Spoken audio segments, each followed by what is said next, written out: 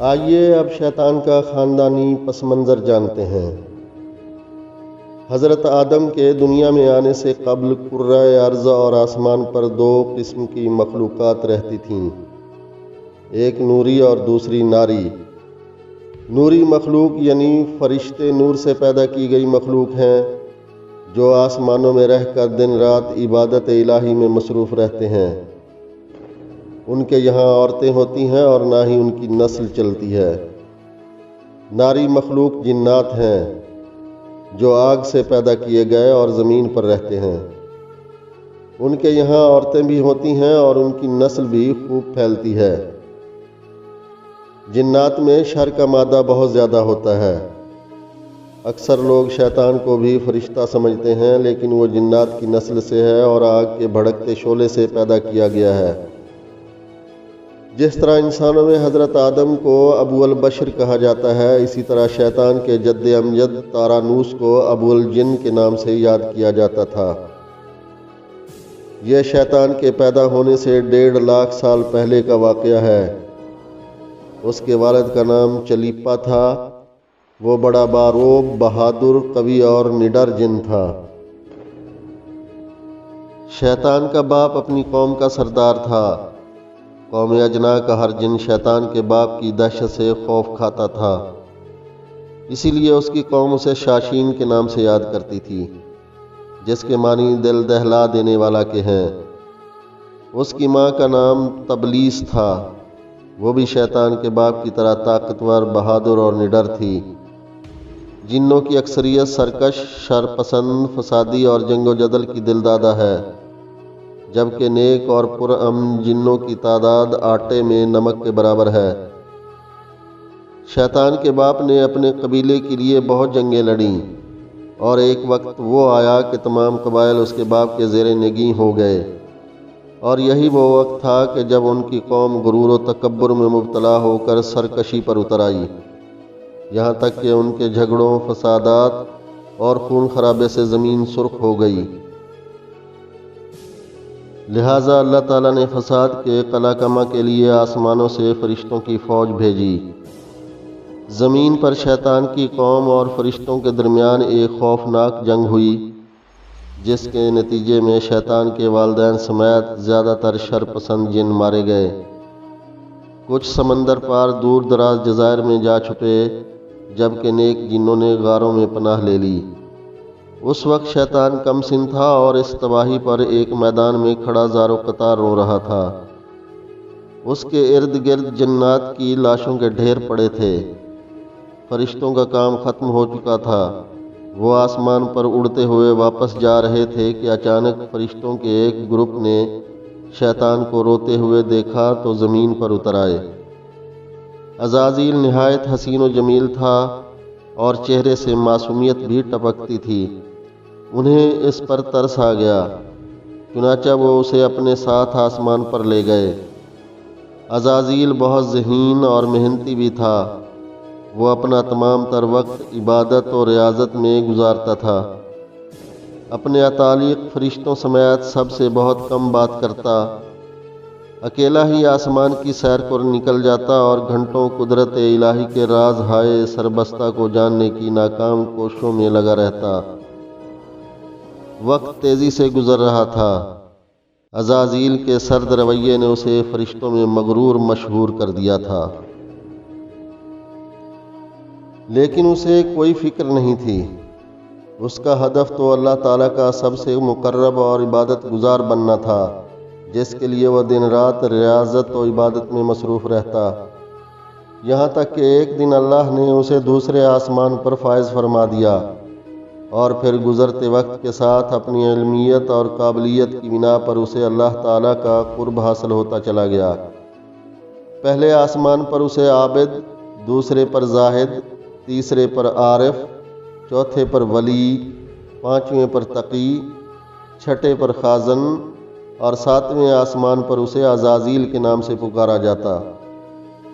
حضرت کعب بن احبار فرماتے ہیں کہ ابلیس 40,000 برس تک جنت کا خزانچی رہا، 80,000 برس تک ملائکہ کا ساتھی رہا، 20,000 برس تک ملائکہ کو واعظ سناتا رہا، 30,000 برس تک مقربین کا سردار رہا، 1,000 برس تک روحانین کی سرداری کے منصب پر فائز رہا، 14,000 برس تک عرش کا طواف کرتا رہا۔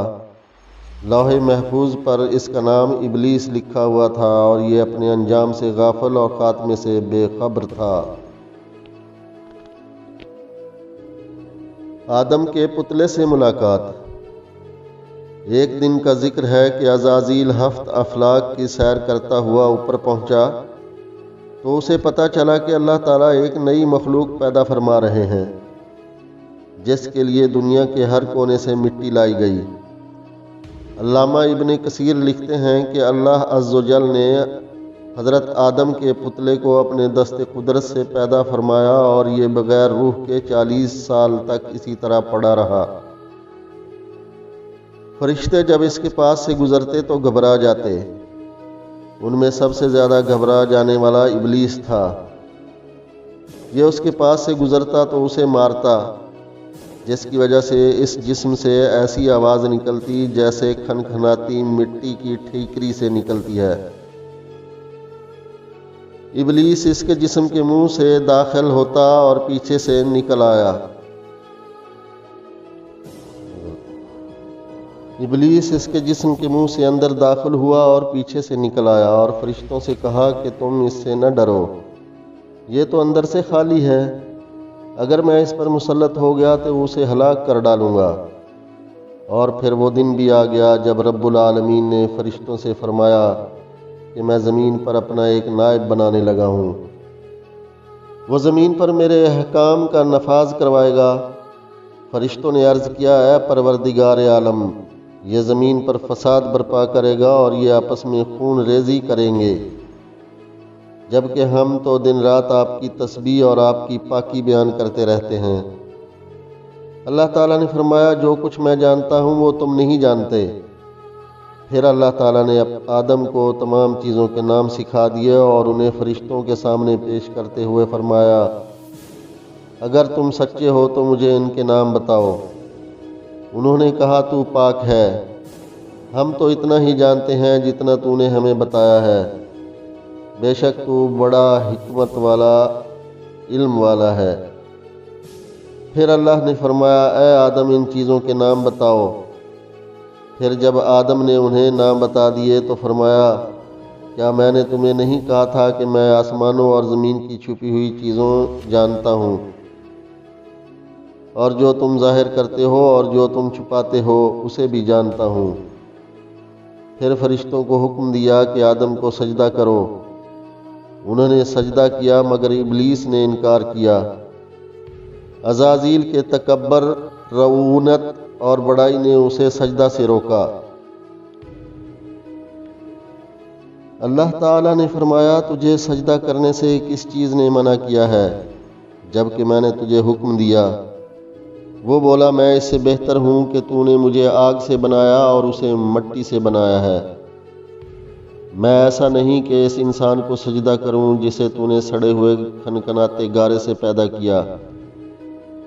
اللہ تعالیٰ نے فرمایا، اب تو یہاں سے نکل جا، کیونکہ تو مردود ہو گیا ہے اور قیامت تک تجھ پر میری پھٹکار ہے۔ شیطان نے کہا، اے میرے رب، مجھے روز محشر تک کی مہلت دے دے۔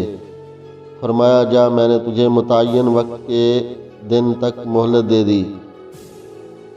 پھر اس نے کہا، مجھے تیری عزت کی قسم، میں ان سب کو یقیناً بہکاؤں گا، ان پر حملہ کروں گا، ان کے آگے سے بھی اور پیچھے سے بھی، ان کے دائیں جانب سے بھی اور بائیں جانب سے بھی، اور آپ ان میں سے اکثر کو شکر گزار نہیں پائیں گے۔